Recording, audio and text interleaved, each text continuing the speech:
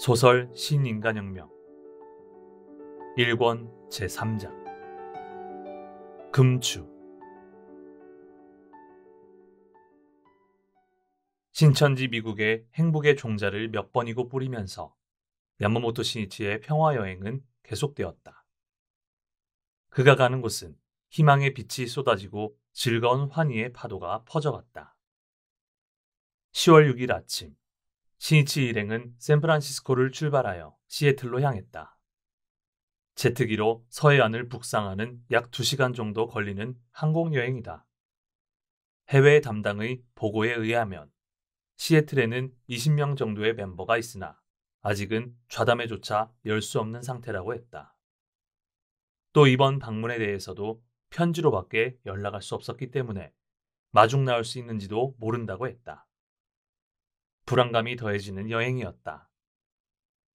오전 10시가 지나 제트기는 시애틀에 도착했다. 그런데 공항에는 의외로 10수명의 벗이 마중 나와 있었다. 선생님, 어서 오십시오. 정말 잘 오셨습니다. 일행의 모습을 보자 멤버들이 달려왔다. 오, 고맙습니다. 신이치는 손을 들며 미소로 답했다. 저를 기억하시는지요? 작년 3월 일본을 출발할 때 본부로 찾아뵈었던 사람입니다만. 한 부인이 볼을 붉히며 말했다.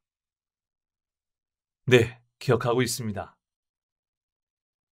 당시 신이치는 부인의 이야기에서 미군인 남편과의 불화를 느꼈다. 그리고 일가의 활약이야말로 행복의 기반임을 호소하며 격려로 청년부 체육대회의 기념 메달을 증정했던 것을 기억하고 있었다. 그녀의 곁에는 막 걷기 시작한 사내아이와 3살 정도의 여자아이가 치맛자락에 매달리듯 서 있었다. 사내아이는 미국으로 건너온 다음에 태어났을 것이다. 부인의 밝은 표정에서 일가의 행복을 느낄 수 있어 그는 기뻤다. 한마디 격려로 인생이 크게 열릴 수도 있다. 따라서 신이치는 순간의 만남을 소중히 하며 진심으로 벗을 격려하는데 항상 유념하고 있었다. 귀여운 아기군요. 그는 허리를 굽혀 사내아이를 안아 올렸다. 그리고 한 손으로 코트 주머니를 뒤져 링컨 대통령의 초상이 새겨진 1센트 동전을 꺼내 사내아이 손에 쥐어주었다.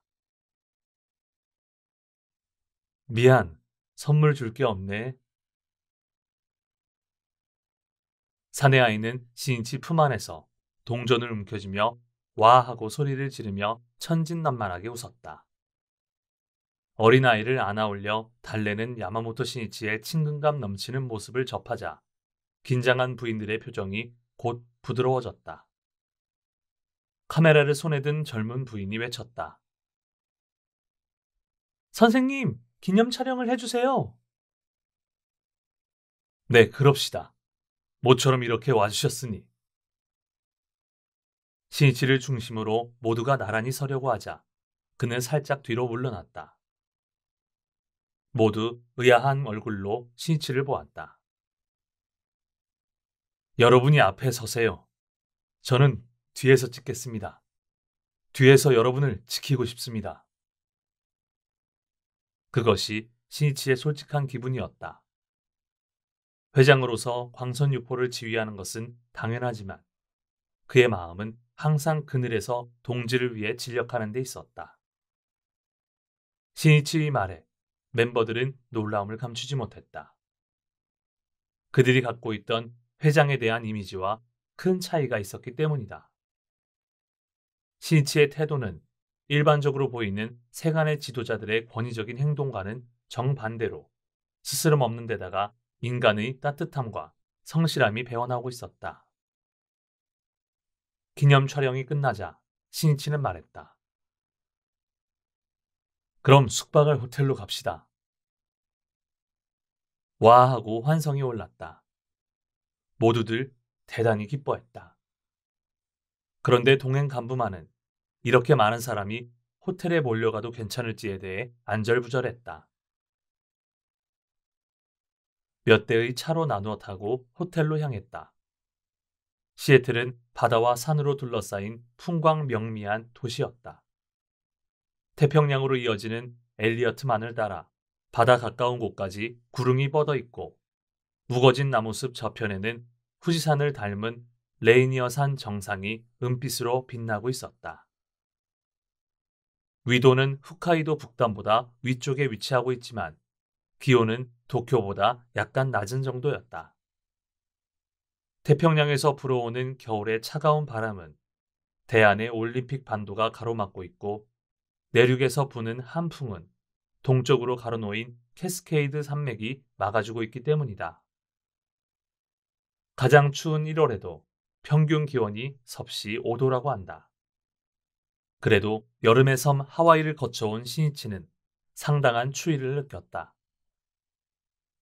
일행이 숙박할 호텔은 시내 중심지에 있었고 창밖으로 배들이 오가는 엘리어트만이 잘 보였다. 멤버들이 신이치 방에 들어서자 그곳은 마치 좌담의 장소처럼 되고 말았다. 각자 야마모토 신이치에게 자기소개를 하고 근황을 보고했다. 모두들 그의 방문을 애타게 기다리던 사람들이다. 이야기하면서 감격한 나머지 물어버리는 사람도 있었다. 신이치는 한 사람 한 사람의 이야기를 다 듣고 나서 말했다. 자, 모처럼의 간담 기회이니 묻고 싶은 것이 있으면 어떤 것이라도 질문해 주십시오. 멤버들은 이 기회를 기다렸다는 듯 연달아 질문을 쏟아부었다. 일에 대한 고민도 있는가 하면 병에 대한 문제도 있었다. 한 미국인 장녀는 영어로 표기된 근행책을 만들어줄 것을 요청했다. 그때까지 영어로 된 근행책이 없었기 때문에 일본어를 모르는 멤버는 남의 근행을 듣고 귀로 익힐 수밖에 없었던 것이다. 잘 알았습니다. 상당히 힘드셨겠군요. 즉시 검토하겠습니다. 신이치는 귀국 후 곧바로 이 일을 추진했다. 그는 어디에 있어도 항상 동지와 솔직한 대화를 하고자 노력했다. 그 대화 속에서 사람들의 마음을 파악하고 요망사항을 이끌어내 전진할 수 있는 문제점을 찾아낸 것이다. 그리고 문제를 해결하려고 신속하게 손을 썼다. 제기된 문제가 난제일 경우에는 며칠을 고민하면서 좀처럼 잠을 이루지 못한 일도 적지 않았다. 진실한 대화에는 동고가 있고 화락이 있으며 공감이 있다. 대화를 잊은 지도자는 권위주의, 관료주의로 타락해 간다는 것을 알아야 한다. 신이치의 마음은 언제나 광선유포의 제일선에서 고투하는 동지와 함께 있었다. 아니, 그 자신이 최전선을 뛰어다니는 젊은 투장이라고 해도 좋았다. 질문에 답하면서 신이치는 공항에 마중 나온 멤버들 가운데 아직 호텔에 도착하지 않은 벗이 있다는 사실이 마음에 걸려 신경 쓰이지 않을 수 없었다. 아직 오지 않은 사람이 있는데 어찌 된 일일까? 그는 대화 도중에 몇 번이고 이 말을 되풀이했다. 질문이 거의 끝날 무렵 꽈당 하고 큰 소리가 나며 방문이 열렸다. 모두 일제히 그쪽을 돌아보았다. 거기에는 맨발로 한 손에는 하이를 쥐고 또 한 손에는 무거워 보이는 큰 녹음기를 든 몸집이 약간 큰 일본계 부인이 서 있었다. 그녀는 녹음기를 바닥에 놓으며 어깨로 숨을 크게 몰아쉬었다. 온 얼굴에 땀이 배어 있었다. 어찌 된 일입니까? 신이치가 물었다. 부인은 거친 숨을 내쉬며 대답했다. 죄송합니다. 공항에서 이쪽으로 오는 도중에 여러분들의 차를 미처 따라오지 못해 길을 잃어버렸어요. 그렇습니까? 고생이 많았군요. 걱정하고 있었습니다. 야마모토 신이치는 미소로 부인을 맞았다. 그녀의 이름은 다에코 군맨이라고 했다. 전날 차로 몬테나주를 출발하여 눈 덮인 로키 산맥을 넘어 이른 아침에야 겨우 공항에 도착하여 일행을 맞이했던 것이다. 그런데 호텔로 가던 도중 일행이 탄 차를 놓친 것이다. 시애틀 지리를 모르는 그녀는 호텔을 찾는데 상당한 시간을 허비하고 말았다. 고심한 끝에 겨우 호텔을 찾았으나 호텔에서 꽤 떨어진 주차장에 차를 주차시키고 말았다. 거기서부터 대형 녹음기를 들고 호텔을 향해 걸었다. 그 녹음기는 몬태나에서 자신이 입회시킨 사람들에게 야마모토 회장의 지도를 들려주고 싶어 새로 구입한 것이었다. 대형 녹음기는 여자의 힘으로는 너무 무거웠다. 몇 미터 걷자 팔이 아파왔다. 게다가 신고 있는 것은 산지 얼마 안 된 하이힐이었다. 이것이 발에 맞지 않아 금방 물집이 생겼다. 녹음기 무게와 아픈 발 때문에 그녀는 몇 번이고 소리를 지르며 멈춰서지 않으면 안 되었다. 시간은 시시각각 지났다. 야마모토 회장이 이미 어디론가 떠나진 않았을까. 그렇게 생각하니 마음이 조급했지만 거리를 좀처럼 좁힐 수 없었다. 어느덧 눈물이 솟았다. 호텔 로비에 도착했을 때는 하이힐을 벗고 맨발이 되었다. 무거운 녹음기를 든 채 물집이 생긴 발로 걷는 고통은 부끄러움이나 체면을 잊어버릴 만큼 컸던 것이다. 시니치는 부인이 가지고 온 녹음기를 보며 말했다. 고맙군요. 동지를 그토록 생각해 주시다니 기쁩니다. 모든 사람들을 위해 열심히 투쟁하는 모습만큼 존귀한 건 없습니다. 그 말은 다에코 군맨의 가슴을 찔렀다. 시니치의 얼굴을 퍼뜩 보았다. 선생님, 뭔가 말하려 했으나 목이 메었다. 그러나 그녀의 마음에 응어리졌던 괴로움이 안개가 걷히듯 갑자기 사라지는 것을 느꼈다. 다에코 군맨은 3년 전 일본에서 어머니가 암에 걸려 의사에게 6개월 시한부라는 선고를 받게 되자 입회를 결심했다. 어머니에 대해 고뇌하다가 불법 이야기를 듣고 소개자의 지도대로 온 힘을 다해 신심에 힘썼다. 그리고 2개월이 지나 재검사를 받았을 때 모친의 암 증상은 깨끗하게 없어졌다. 그 후 그녀는 직장에서 알게 된 미국인과 결혼하여 미국으로 건너왔다. 그리고 낯선 타국 생활의 향수는 나날이 깊어갔다. 그녀는 일본에 돌아갈 수 있기를 바라며 진지하게 신심에 힘썼다. 입회하는 멤버가 1명, 2명 증가하여 이윽고 10명을 넘어섰다. 그러자 그녀의 마음이 흔들리기 시작했다. 만약 내가 귀국하면 여기에 남은 멤버를 도대체 누가 돌봐줄까? 오로지 일본으로 돌아가고 싶은 마음에 신심에 힘쓰고 홍교에 주력한 일이 도리어 귀국을 망설이는 결과가 되고 말았다. 그녀의 마음은 심하게 흔들렸다. 그것은 사명의 자각이었다.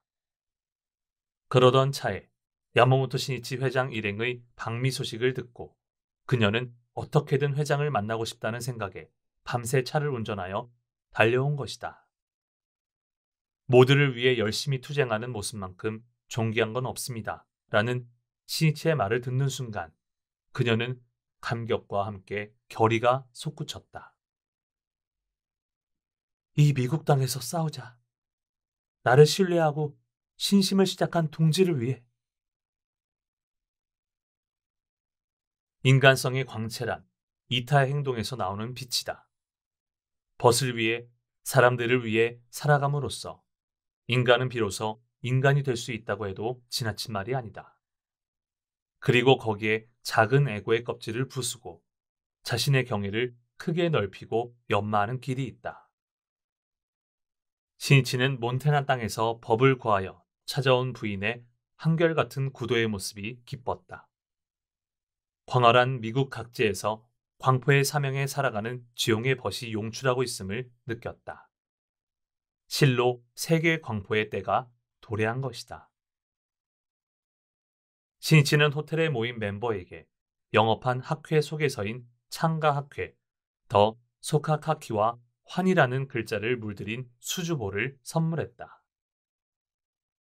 신이치와 대화를 끝내고 멤버가 돌아간 것은 오후 1시가 지나서였다. 휴식할 틈도 없이 전력으로 지도, 격려에 임한 신이치는 깊은 피로를 느꼈다. 야마모토 신이치는 동행 멤버와 시애틀 시내를 견학하고 점심 식사를 하기로 했다. 차로 시가지에 나오자마자 마사키 나가야스가 어느 스테이크 전문 레스토랑을 가리키며 말했다. 선생님, 이 레스토랑에서는 스테이크가 1달러 15센트라고 합니다. 이렇게 싼 레스토랑은 좀처럼 찾기 어렵습니다. 이곳으로 하는 게 어떻겠습니까? 일행은 이번 여행에서 절약을 모토로 하고 있었다. 그것은 자신들의 여비는 되도록 절약하여 모여든 현지의 벗들을 위해 음료수를 대접하는 등 모두가 기뻐할 수 있도록 유효하게 사용하자고 신이치가 제안했기 때문이다. 당시에는 여행자 한 사람이 지참할 수 있는 외화는 하루 35달러로 엄격히 제한되어 있었다. 거기에 꼭 지출해야 할 비용을 제외하면 절약할 수 있는 것은 식대밖에 없었다. 일행은 이 여행 기간 동안 주로 호텔, 레스토랑 등을 이용하고 본격적인 식사를 한 적이 없었다. 대개 커피와 토스트로 끝내거나 핫도그를 사서 먹든지 아니면 셀프 서비스 카페테리아에서 때웠다. 그리고 가끔은 값싼 중국 요리집을 찾아 영양을 보충했던 것이다. 그런 만큼 1달러 15센트 스테이크는 고마운 일이었다. 모두 기뻐하며 그곳으로 들어가 스테이크를 주문했다. 그러나 나온 스테이크는 마치 구두 밑창처럼 딱딱하고 아무런 맛이 없었다. 스테이크의 본고장인 미국도 별게 아니군요. 기요하라 가스가 야마다이라 주에에게 말했다. 이런 값이라면 다소 맛이 없어도 할 수 없지. 살이 질기긴 해도 간장만 있으면 제법 맛이 날 것 같은데. 신이치는 그런 두 사람의 실없는 대화를 들으며 적어도 식사 정도는 충분히 만끽할 수 있는 여행을 시켜주고 싶었다. 그러나 생활고 속에서 투쟁하는 현지의 멤버들을 생각하면 모든 면에서 근검절약하여 조금이라도 동지를 위해 진력하는 것은 당연하다. 그렇게 해야 광손유포의 리더이며 그 모습과 진심을 사람들은 신뢰한다. 이런 스테이크라서 여러분에게 미안하지만 학회는 소욕지족으로 나갑시다. 특히 간부가 검소하고 청렴함을 잃게 되면 그때부터 타락하기 시작합니다. 신이치는 미소를 머금으며 모두에게 말했다. 점심 식사를 마친 일행은 시애틀 거리로 향했다. 야마모토 신이치는 길거리에서 구두를 닦는 초로의 남성을 발견하고 상냥하게 말을 건넸다. 헬로우, 일은 어떻습니까? 마사키가 그것을 영어로 전하자 남성은 일본 분이신가요? 라고 물었다. 고개를 끄덕이는 신이치를 보고 그는 부침성 있는 미소를 띠며 말했다. 어제 일본의 프린스와 프린세스를 보았소. 당시 황태자인 아키히토 친왕과 미치코비가 미일 수호 100년을 기념하여 아이젠하워 대통령의 초청으로 어제까지 미국을 방문했던 것이다. 9월 22일에 일본을 출발한 황태자 부부는 하와이 호놀룰루, 샌프란시스코, 워싱턴, 뉴욕, 시카고 등을 거쳐 시애틀로 들어왔다. 그리고 전날인 5일, 시애틀의 워싱턴 대학 일본 정원에서 개최된 일본계 미국인 환영대회에 참석하고 오후에는 마지막 방문지인 포틀랜드를 향해 그날 밤 귀국길에 올랐던 것이다. 이번의 방미는 황태자 부부로서는 첫 해외 방문이었다. 구두 닦는 남성의 이야기로는 시애틀시 전체가 대환영을 해주었다는 것이다. 실은 이해 6월로 예정된 아이젠하워 대통령의 일본 방문이 미일 안보 조약의 비준을 둘러싼 혼란 때문에 일본 정부의 요청으로 연기되었기에 미국인의 대일 감정이 악화되었다는 것을 들었다. 그런 만큼 미국민의 반응이 염려되었다. 그런데 결과적으로는 때묻지 않은 커플의 방미에 미국인 대부분은 호감을 보이며 친일 감정을 느낀 듯 싶었다. 신이치는 황태자 부부의 방미가 성공리에 끝났다는 것을 알고 안도했다. 일행은 잠시 차로 시가지를 돌아본 후 호텔로 돌아왔다. 그 무렵부터 신이치는 몸에 이상을 느끼기 시작했다. 가슴에서 목덜미까지 심하게 가렵기 시작했다. 거울을 보니 가슴과 목뿐만 아니라 얼굴도 붉게 부어 있었다. 전신 두드러기였다. 그뿐 아니었다. 얼마 후 배가 꾸르륵거리며 통증이 오더니 설사가 시작되었다. 열도 상당히 있는 듯 했다.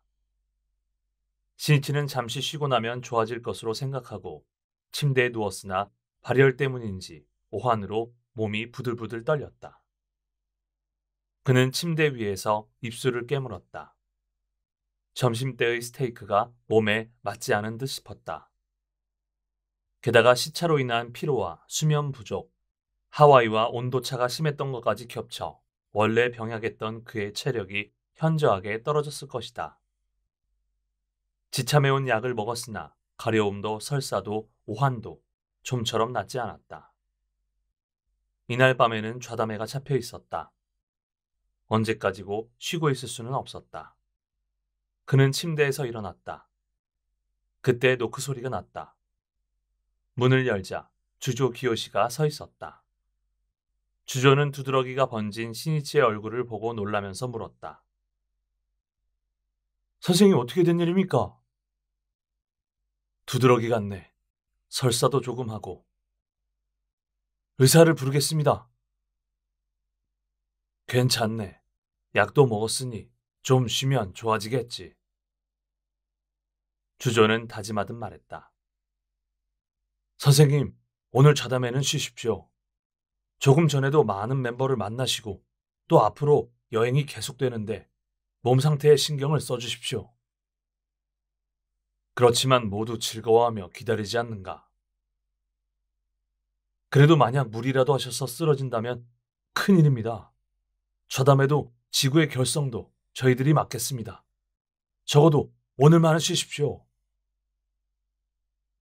동지들을 생각한다면 좌담회를 불참하는 자체가 신이치로서는 몸이 잘려나가듯 괴로웠다.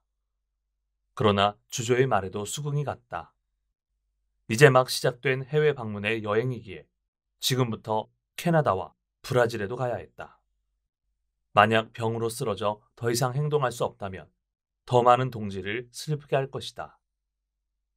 거기다 두드러기로 부은 얼굴로 좌담회에 임한다면 도리어 동지에게 쓸데없는 걱정을 끼치게 될지도 모른다. 그는 어쩔 수 없이 주조의 의견을 따르기로 했다. 오후 5시가 지나자 동행 간부들은 좌담회에 갔다. 밖에는 비가 내렸다. 모두 떠나자 신이치는 침대 위에 정좌하여 한동안 창재했다. 병마와 진검승부하는 투쟁의 기원이었다. 신이치는 창제 후 침대에서 쉬었다. 광선유포라는 장도의 여로를 가야 하는 자신의 몸이 이리도 병약한 것이 한심스럽고 분했다. 신이치는 제3대 회장으로서 일연부재 광포를 위한 여행길에 나선 5월 3일 밤 아내 미네코와 나눈 대화를 떠올렸다. 그날 밤늦게 신이치가 귀가하자 미네코는 식사를 준비하고 기다리고 있었다. 평상시와 다름없는 아주 검소한 식탁이었다. 오늘은 회장 취임을 축하하는 찰밥이 아닐까 했는데 평시와 마찬가지군. 신이치가 말하자 미네코는 미소를 띠며 단호한 어조로 말했다. 오늘부터 우리 집엔 남편이 없다고 생각하겠어요. 오늘은 야마모토 집안의 초상날이니 찰밥은 짓지 않겠어요. 정말 그렇군. 신이치도 미소를 지었다. 아내의 다부진 말에 그는 일순 애처로운 생각이 들었으나 그 기계가 기뻤다. 그것이 그에게 얼마나 많은 용기를 주었는지 이루 헤아릴 수 없었다. 앞으로는 아이들과 함께 놀아줄 수도 없고 가족의 단란한 기회를 가질 수도 없을 것이 분명했다. 그렇게 되면 아내로서는 견딜 수 없을 정도의 외로운 일일 것이다. 그러나 미네코는 결연히 광선유포의 생애를 바친 회장 야마모토 신이치의 아내로서 결의를 피력했던 것이다. 신이치는 평범한 행복 따위는 바라지 않았다. 어떤 의미에서 광포에 희생되기를 기꺼이 선택했던 것이다. 지금 아내도 같은 마음임을 알자 고마웠다. 그러나 그 희생은 자신들만으로 충분하다고 생각했다.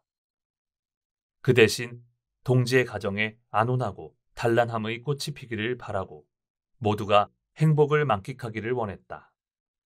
그것을 위한 자신의 인생이라고 그는 결의한 것이다. 미네코는 신이치에게 말했다. 찰밥은 준비하지 않았지만 당신에게 회장 취임 축하 선물을 드리고 싶어요. 어떤 게 좋을까요? 그럼 여행 가방이 좋겠소. 제일 크고 튼튼한 놈으로 부탁하오. 가방이요? 그런데 그런 큰 가방을 들고 어딜 가시려고요? 세계를 도는 거요. 도다 선생님을 대신해. 미네코의 눈동자가 빛나며 미소가 떠올랐다. 드디어 시작되는군요. 세계 광포의 여행이. 신이치는 빙그레 웃으며 끄덕였다. 신이치는 처음부터 광선유포에 목숨을 던질 각오를 하고 있었다. 광포의 뜰에서 싸우다 죽어가는데 추호의 두려움도 없었다. 의사한테도 30세까지 살 수 없다는 말을 들어온 몸이다. 언제 쓰러져도 이상하지 않았다. 그러나 은사의 뜻을 이어받아 세계 광포의 제1보를 막 내디뎠을 뿐인데 여기서 쓰러질 수는 없었다. 신이치는 시애틀 호텔의 침대에 엎드려 자신의 허약한 몸이 원망스러워 견딜 수 없었다. 살고 싶다. 선생님께 한 맹세를 완수하기 위해. 그는 남묘호랭개쿄는 사자우와 같으니 어떠한 병인들 장애할 손가 라는 성운을 생각하며 고열에 시달리며 기원했다. 더욱 심해진 비가 호텔 방의 창문을 때렸다. 한편 호텔을 뒤로한 부이사장 주조 기요시 일행은 우선 시애틀의 연락 중심자인 멤버의 집에서 지구 결성에 대해 협의했다. 그 후 좌담의 장소인 집회장으로 향했다. 회장에는 40명 정도의 사람들이 모여 있었다. 시애틀의 첫 좌담회로서는 상황이었으나 개인의 집과는 달리 회장이 비교적 큰 홀인 만큼 어딘가 썰렁해 보였다. 처음에 부이사장 주조가 야마모토 회장은 형편이 안 좋아 좌담회에는 참석할 수 없게 되었다는 것을 전했다. 참가자의 얼굴에는 낙담하는 빛이 역력하게 떠올랐다. 일본에서 온 간부는 차례차례 일어나 열심히 회장의 분위기를 바꾸려 했다. 그러나 무겁게 가라앉은 분위기를 바꾸기는 쉽지 않았다. 참가자 중에는 일본계 부인의 남편으로 아직 입회하지 않은 미국인도 많았다. 그런 만큼 주조 일행은 필사적이었다. 그러나 힘주어 소리를 높여 외칠수록 모두의 표정은 점점 어두워졌다. 신이치가 참석한 좌담회의 감도는 화기애애하고 따뜻한 분위기도 저 뛸 듯이 기쁜 표정도 찾아올 수 없었다. 안 되겠다. 어딘가 다르다. 어디가 다른 걸까? 주조는 내심 초조함을 느끼며 좌담회에서 신이치가 지도하는 모습을 떠올렸다. 이어서 일본어와 영어 그룹으로 나뉘어 간담이 실시되었고 다시 전원이 모인 자리에서 부이사장 주조 기요시가 시애틀 지구의 결성을 발표했다. 박수가 나오긴 했으나 역시 어딘가 열기가 부족했다. 좌담회가 끝난 후 주조는 한 부인한테 남편의 전근으로 아프리카의 이디오피아로 출발한다는 보고를 받았다. 야마모토 회장에게 지구 결성의 모든 책임을 위임받은 그는 이 부인을 시애틀 지구의 이디오피아 반 반장으로 임명했다. 성대한 박수가 일어난 것은 그 발표를 했을 때뿐이었다. 밤에 호텔로 돌아온 주조는 좌담의 결과를 보고하기 위해 시니치의 방을 찾아왔다.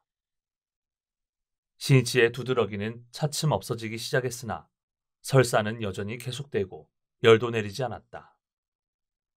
그러나 시니치는 침대에서 일어나 주조의 보고에 귀를 기울였다. 주조는 좌담의 상황을 상세히 전한 다음 시니치에게 물었다. 저희들로서는 최선을 다했습니다. 그런데 선생님이 참석하신 자담회와는 어딘가 모르게 분위기가 다릅니다. 선생님, 이 차이는 어디에 있을까요? 시니치는 조용히 끄덕이며 강한 어조로 말했다. 나도 무언가 특별한 걸 하는 건 아니네. 다만 소중한 불자를 절대 불행하게 만들지 않겠다. 이 사람들을 행복으로 인도할 기회는 지금밖에 없다는 마음으로 언제나 싸우고 있네. 이 일념이 모두의 마음을 열어가는 힘이 된다네. 자기 자식을 항상 생각하며 사랑하는 어머니는 울음소리 하나로 아이가 무엇을 원하는지를 알고 있네. 또 아이는 그 어머니의 소리를 들으면 안심한다. 마찬가지로 간부에게 벗을 생각하는 강한 일념이 있으면 모두가 무엇을 고민하고 무엇을 원하는지도 알 수 있으며 마음도 서로 통하는 법이다. 그 위에 무엇을 어떻게 이야기하면 모두가 잘 이해할 수 있을지, 진심으로 납득할 수 있는지를 여러 각도에서 생각하지 않으면 안 된다. 중요한 건 그러한 노력을 거듭해가는 거네. 나도 회합에 임할 때는 전력을 다해 준비하고 있네. 생각에 생각을 거듭한 연구이네. 그것이 지도자의 의무이기 때문이다. 간부의 이야기가 언제나 똑같고 화제가 궁핍하여 신선함이 없다면 그것은 참석자에게 신뢰를 끼치는 일이네. 간부가 다성에 흐르는 무책임한 모습이지.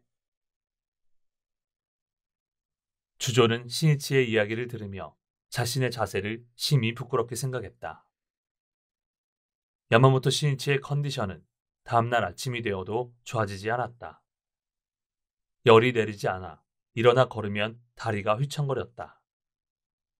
그러나 그는 옷을 입고 외출할 준비를 했다. 이날은 상사의 안내로 대객전 건축자재인 캐나다 삼나무를 구입하러 제재공장에 가기로 했기 때문이다.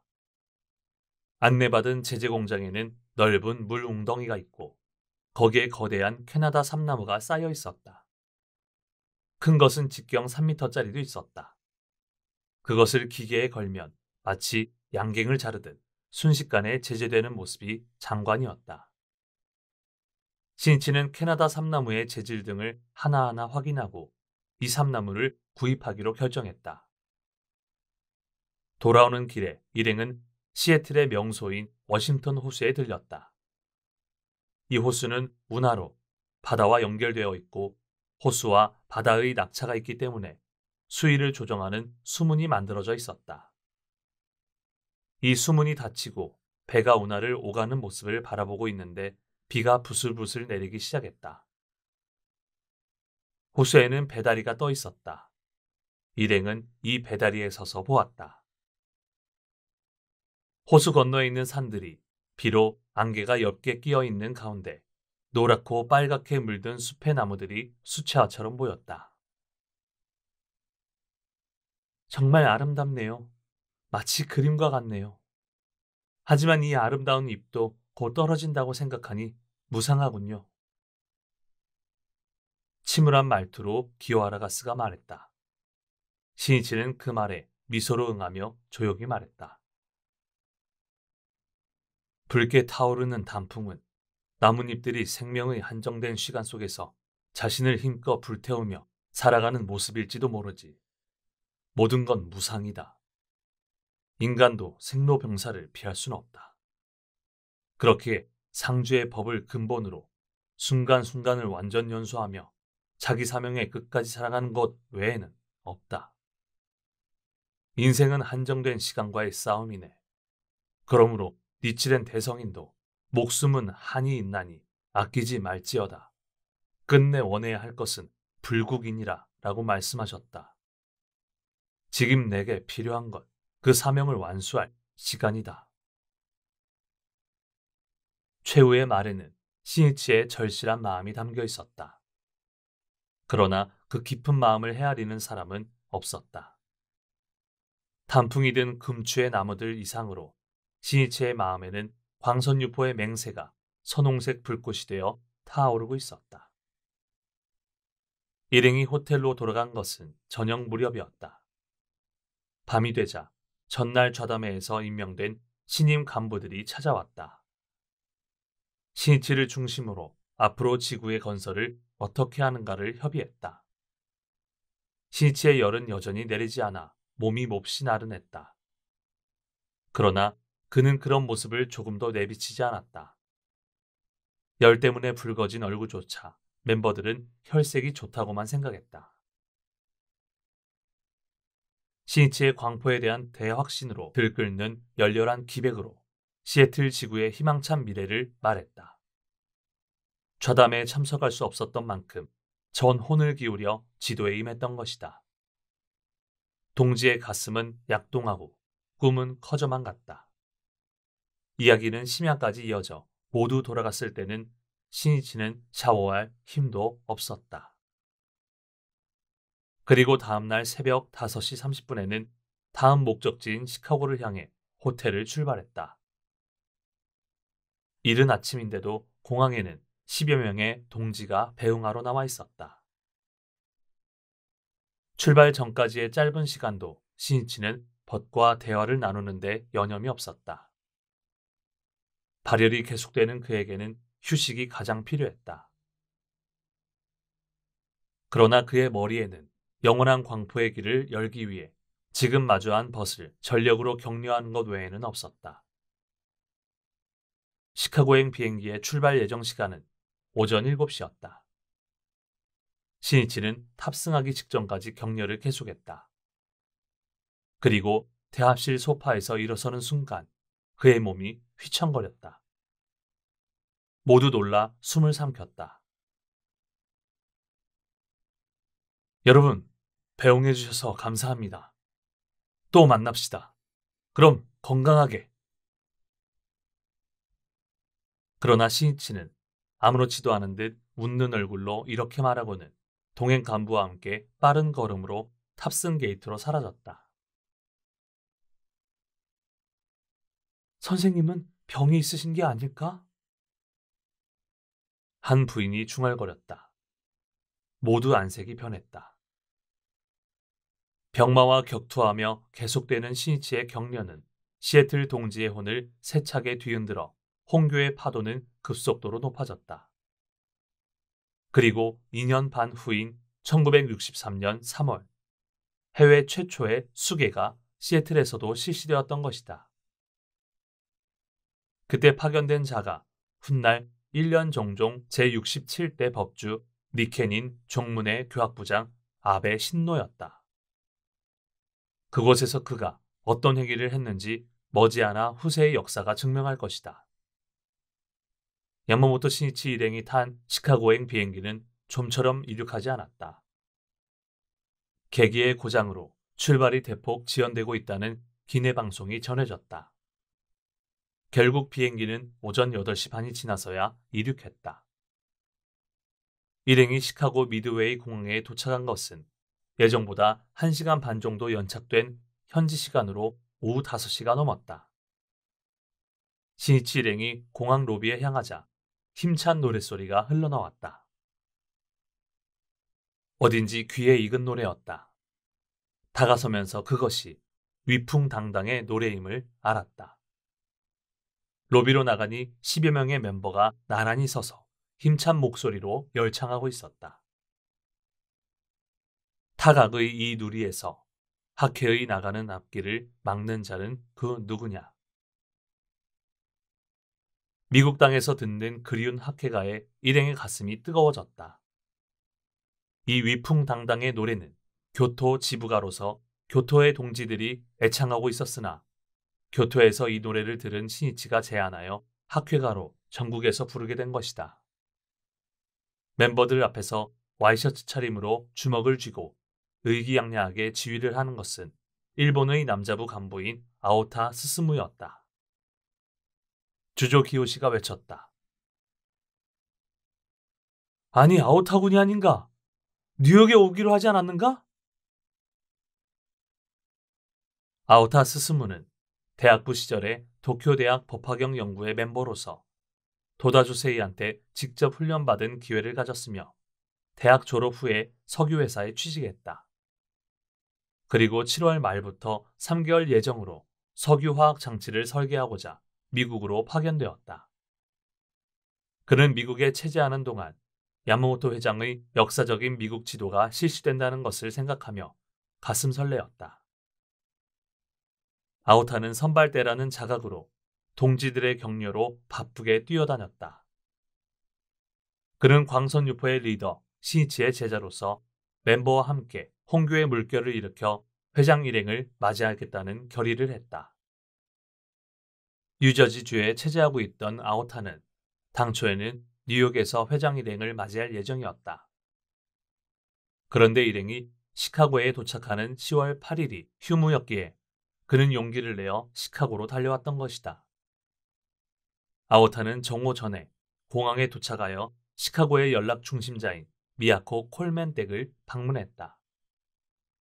거기에는 이미 일본계 여성 몇 명이 모여 있었다. 켄터키주에서 버스로 11시간이나 걸려 달려온 멤버들이었다. 동지가 모이자 자연히 좌담의 꽃이 피었다. 아오타를 둘러싼 멤버들은 어떤 심정으로 이날을 맞이했는지를 서로 말하기 시작했다. 한 부인은 끼니를 걸을 정도의 빈곤한 생활 속에서 끝까지 기원하여 마침내 남편의 승낙을 받고 30달러의 여비를 얻어 즐거운 마음으로 달려왔다고 한다. 30달러면 당시 한 달치 식비에 상당하는 금액이었다. 그렇지만 우리들의 회장인 야마모토 선생님을 처음으로 뵐 수 있다고 생각하니 너무 기쁩니다. 부인은 감격의 눈물을 흘리며 말을 잇지 못했다. 들어보니 모두 신심에 대한 가족들의 몰이해와 생활고 속에서 이날을 유일한 희망으로 여기며 고생을 견뎌왔던 것이다. 아오타는 그 모습에 깊은 감동을 느꼈다. 잠시 후 공항으로 마중 나갈 시간이 되었다. 아오타가 전화로 도착 시간을 확인하니 비행기는 1시간 반 정도 연착된다는 것이다. 여러분, 어렵게 이렇게 모였으니 이 기회에 학회가를 익혀 결의의 합창으로 선생님을 맞이하지 않겠습니까? 아오타는 제안했다. 그리고 그가 가르친 학회가가 위풍당당의 노래였다. 미국 광포에 활력을 주는 데는 이 노래가 가장 잘 어울린다고 생각했기 때문이다. 아오타 일행이 공항에 도착하자 10여 명의 멤버가 모여 있었다. 거기서도 노래를 연습했다. 미드웨이 공항에 울려 퍼진 노랫소리는 벗들의 솟구치는 환희의 선율이었으며 맹세의 곡이었다. 신이치는 열창하는 멤버들 앞까지 오자 자신도 노랫소리에 맞추어 주먹을 쥐고 허리 가까이에서 팔을 아래 위로 휘두르며 박자를 맞추었다. 멤버들의 목소리에 한층 더 힘이 들어갔다. 오늘 다시, 내일 또 다시, 절복의 행군 나아가면 피는 끓어오른다. 보기에 따라 그것은 이상한 광경이었을지도 모른다. 그러나 신이치는 무엇보다도 벗들의 씩씩한 그 마음에 보답하고 싶었다. 그는 누구보다도 고생한 사람과 마음을 함께 나누는 리더였다. 열창에 담긴 멤버들의 무량한 마음이 신이치에게는 아플 정도로 느껴졌다. 의지할 벗도 없이 고독에 시달리고 생활고와 싸우면서 스스로를 분기시켜 신심을 불태우며 이날을 기다리고 기다렸던 게 분명하다. 노래가 끝나자 칭찬과 감사의 마음으로 신이치는 말했다. 정성 어린 합창 고맙습니다. 그러자 그때까지 눈물을 참고 있던 멤버가 소리내어 울기 시작했다. 이 뜨거운 감격의 눈물을 흘리기까지 얼마나 차디찬 인고의 눈물을 흘렸을까? 괜찮습니다. 이젠 괜찮습니다. 여러분은 승리했습니다. 그리고 여기에 모였습니다. 내가 온 이상 걱정할 건 하나도 없습니다. 자, 출발합시다. 상쾌하게 희망의 인생을 향해. 마음 오조에 스며드는 용기를 불러일으키는 말이었다. 만남의 감동이 일으키는 여운을 벗들의 가슴 깊이 남기고 신이치는 호텔로 향했다. 공교롭게도 도로는 러시아어로 정체되고 있었다. 호텔에 도착한 것은 오후 7시 가까이였다. 이날은 7시부터 좌담회가 예정되어 있었다. 서둘러 체크인을 하려고 하자 뜻하지 않은 문제에 부딪혔다. 호텔에서는 예약이 되지 않았다는 것이다. 여행사의 착오인지 호텔 측의 잘못인지는 알 수 없으나 프론트 담당자는 예약되지 않으면 숙박시킬 수 없다고 했다. 마사키 나가야스가 입씨름을 하기 시작했다. 이미 시간은 7시를 지나고 있었다. 일단 부인부장 기어와라 가스, 교학부장 야마다이라 주에이, 그리고 아오타 스스무가 좌담회 장소로 가기로 했다. 겨우 방을 확보했을 때는 이미 1시간이 경과하고 있었다. 신이치는 이날의 좌담회 참석을 보류하기로 했다. 좌담회는 다음 날에도 개최될 예정이므로 이 시간에 그가 참석하면 좌담회 시간이 대폭 연장되기 때문이었다. 좌담회에 참석했던 멤버가 돌아오자 그날 밤은 시카고 지구를 결성하는 협의를 했다. 그러나 이야기는 시카고에 머물지 않았다. 신이치는 미국 총지부를 결성하겠다는 구상을 밝히고 더욱이 인도 방문, 유럽 방문의 계획도 발표했다. 그의 머릿속에서 세계가 소리를 내며 움직이기 시작했던 것이다. 다음 날 10월 9일은 일요일이었다. 휴일 아침부터 현지의 동지들에게 부담을 주면 안 된다는 신이치의 배려로 이날 오전은 스케줄을 비워놓았다. 신이치는 오전에 동행 간부와 함께 미시건 호숫가에 있는 링컨 공원을 산책했다. 등 뒤로는 고층 빌딩이 즐비했으나 나무들이 울창하게 우거지고 다람쥐가 뛰어다니며 잔디밭이 펼쳐져 있었다. 광장에는 아이들 몇 명이 공을 차며 놀고 있었다. 모두 7에서 8세 또래의 소년들이었다.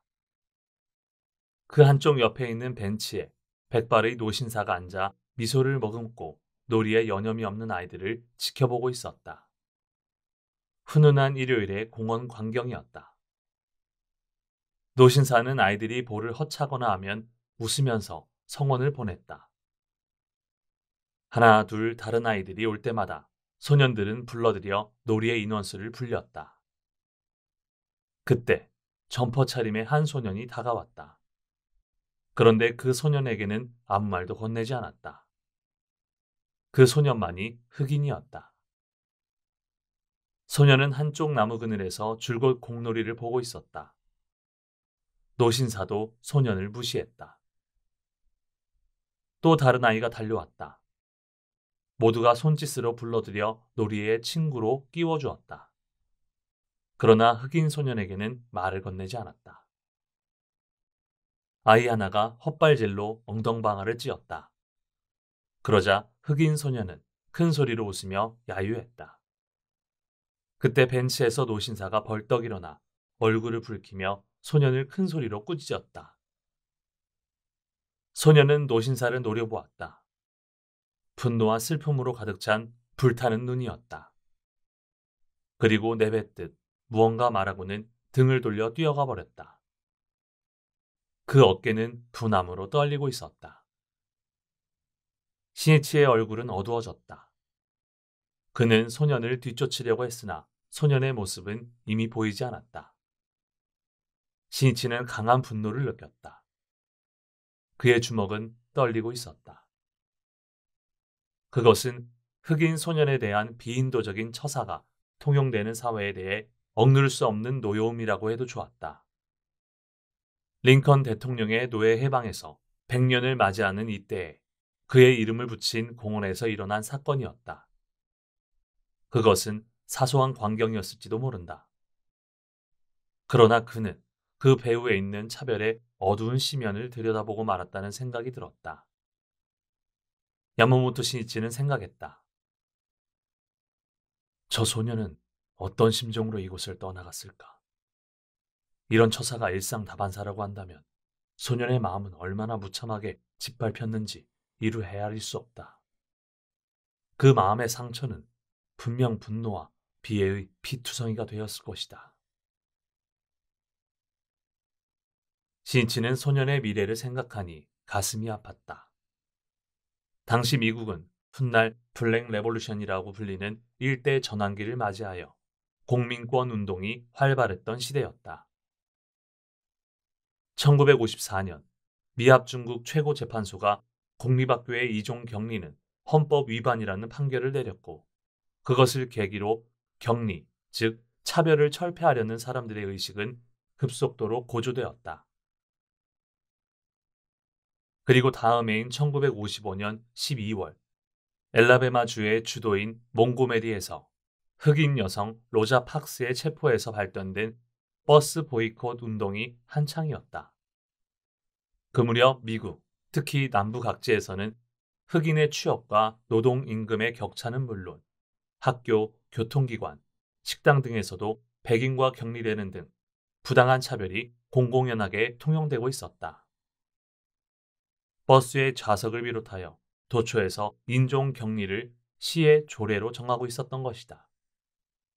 버스 좌석은 뒤쪽이 흑인용, 앞쪽이 백인용으로 정해져 있었으나 백인의 좌석이 다 차면 흑인은 자리를 양보하는 것이 보통이었다. 팍스는 그날 백화점에서 하는 바느질 일을 끝내고 버스에 올라 흑인용 좌석의 가장 앞자리에 앉았다. 그때 백인이 승차했다.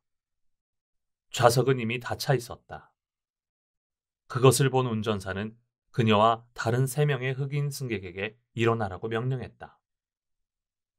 3명은 자리에서 일어났다. 그러나 팍스의 대답은 노였다.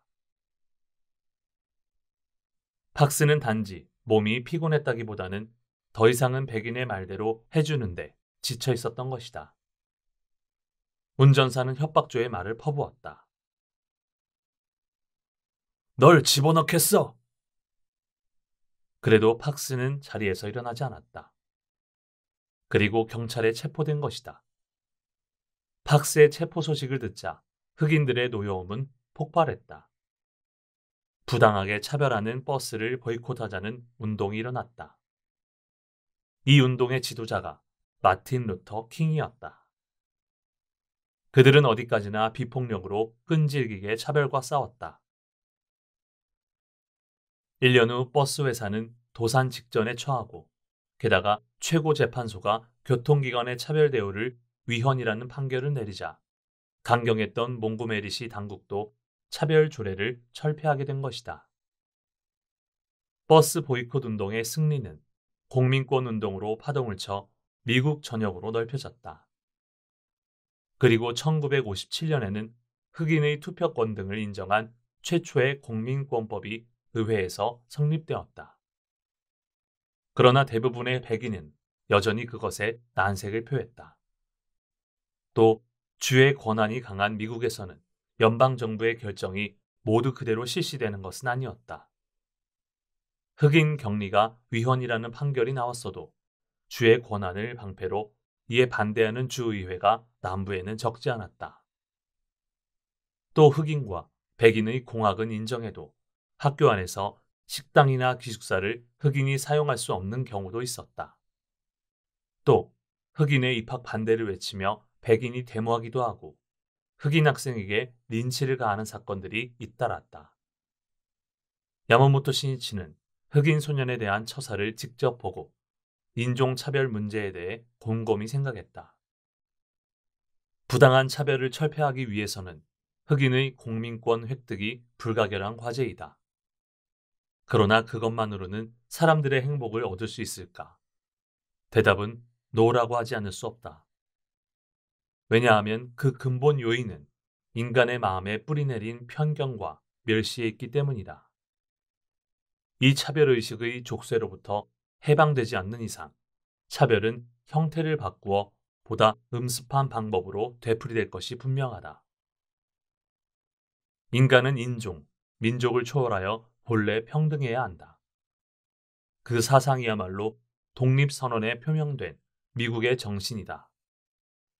그러나 흑인에 대한 백인의 우월감과 두려움이 그것을 허용하지 않는 것이다. 문제는 이 인간의 마음을 어떻게 바꾸는가이다. 모두 불자, 모두 보탑이라고 만인의 존엄과 평등을 설한 니치렌 대성인 불법의 인간관을 한 사람 한 사람의 흉중에 확립시키는 것이다. 그리고 타인의 지배를 정당화하는 에고이즘을 인류 공존의 휴머니즘으로 전환하는 생명의 변혁, 즉 인간혁명에 의하는 것 외에는 해결할 방법이 없다. 신치는 미국 사회의 광선유포에 대한 절실한 의의를 되새기고 있었다. 도다주세인은 생전에 인류의 공존을 목표한 자신의 이념을 지구민족주의라고 말했으며 신이치는 지금 그것을 실현하겠다고 가슴 깊이 맹세하면서 마음속으로 그 소년에게 외치고 있었다. 네가 정말 사랑하고 긍지를 가질 수 있는 사회를 꼭 만들어주마.